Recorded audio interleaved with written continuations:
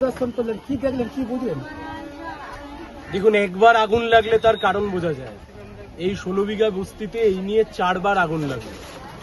একবার নয়, প্রথমবার নয়, 4 বার আগুন লাগলো। 4 বার একই বস্তিতে আগুন লাগে কি করে?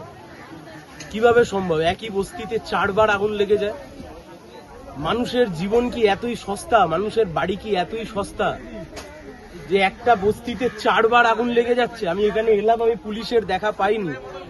আমি পুলিশকেও বলবো যে একই বস্তিতে 4 বার আগুন লাগছে কি করে, তদন্ত করুক, দেখুক।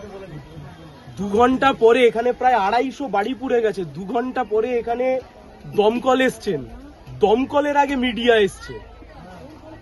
দমকল যদি এখানে সময় মতো আসতো আর সে যদি জল নিয়ে ঠিক মতো সময়তে নেভাতো, তাহলে এই বিশাল মানুষের ক্ষতি হতো না। দেখে নেবেন, বিশাল মানুষের ক্ষতি হতো না।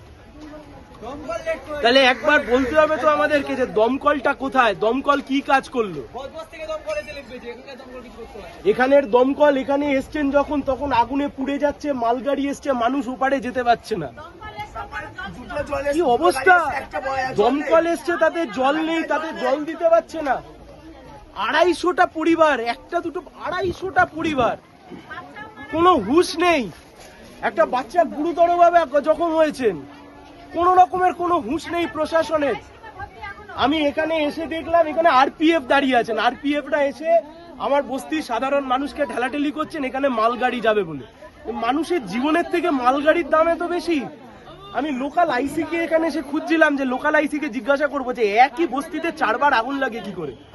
এই বস্তি নিয়ে হাইকোর্টে 2-3টে জনস্বার্থ মামলা হয়েছে।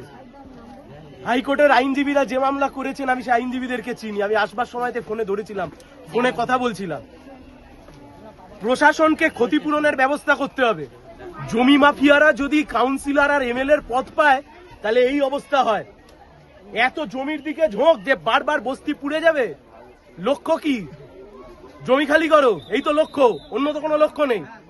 প্রশাসনকে ব্যবস্থা নিতে হবে। যাদের বাড়ি পুড়েছে তাদের সম্পূর্ণ পুনর্বাসন দিতে হবে। সামনে ভোট, 3 দিন 4 দিন পরে ভোট। আমি আরোর কাছে যাব, আমি আরোর সাথে কথা বলবো। যাদের ডকুমেন্ট পুড়ে গেছে, আধার কার্ড, ভোটার কার্ড, যা কার্ড ছিল সব পুড়ে গেছে, এই মানুষরা তাদের ভোটাধিকার প্রয়োগ করবেন কি করে? প্রাণ বাঁচিয়েছেন, ভোটাধিকার প্রয়োগ করবেন কি করে? আমি আরোর কাছে যাব এনাদের দাবি নিয়ে।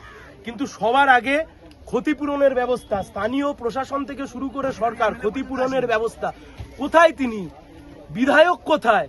মানুষের জীবন এত সস্তা, মিডিয়া চলে আসছে, দমকল আসতে পারছে না। এতগুলো পরিবার, 250টা পরিবার, চোখে জল চলে আসবে। কেউ রান্না করছিলেন, তার ভাত পুড়ে গেছে, ডকুমেন্ট পুড়ে গেছে, বাচ্চা ছেলে তার বই খাতা বের করছে, দর্জি ভাইরা যারা কাজ করছিলেন তাদের সমস্ত জামা কাপড় পুড়ে গেছে, কাপড় পুড়ে গেছে।